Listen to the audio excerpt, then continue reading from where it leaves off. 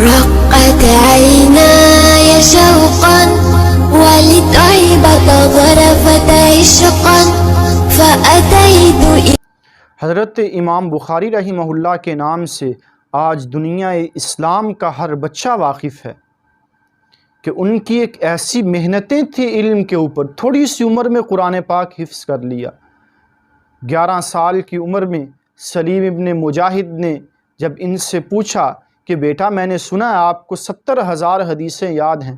عجیب جواب دیا.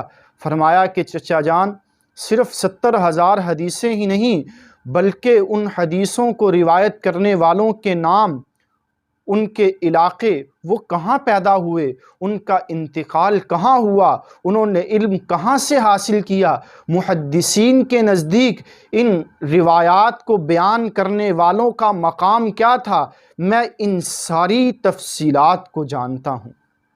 40 سال تک حضرت امام بخاری رحمہ اللہ نے سالن کا استعمال نہیں کیا کہ سالن کے استعمال کے اندر وقت زیادہ خرچ ہوگا، میرے علم کا حرج ہوگا.